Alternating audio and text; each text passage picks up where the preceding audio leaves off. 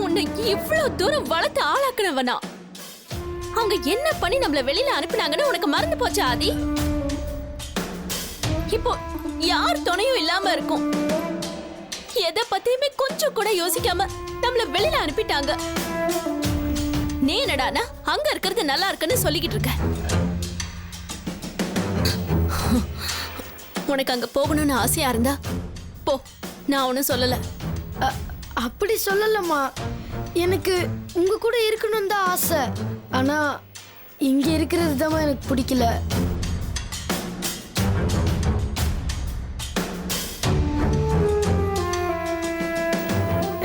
எனக்கு தூக்கம் வருதுமா. Good night.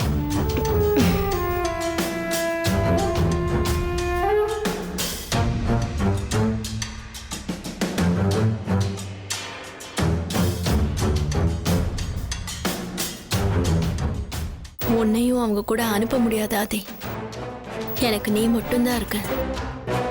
Arjun உன்னை அங்க கூட்டிட்டு போறதுக்கு எப்படியும் ட்ரை பண்ணுவான். ஆனா நான் உன்னை அனுப்ப மாட்டேன்.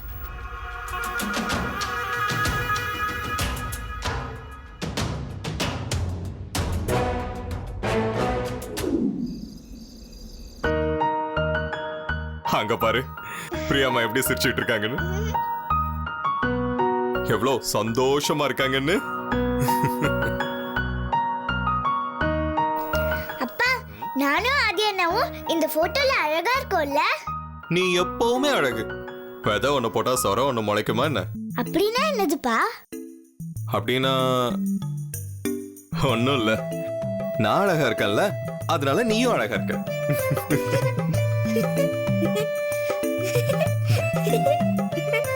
ஏய், என்னாச்சு இப்போ? எதுக்கு சிரிக்கிற?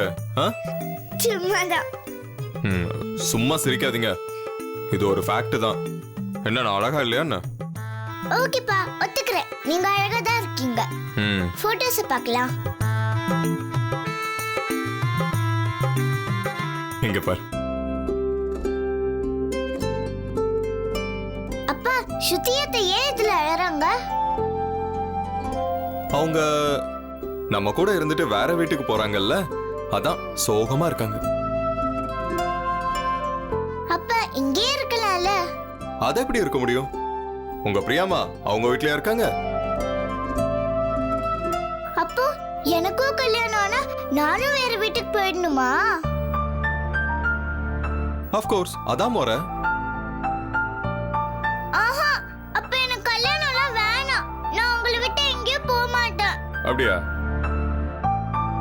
அப்போ கடைசி வரைக்கும் என் கூடவே இருந்து டார்ச்சர் பண்ண போறியா?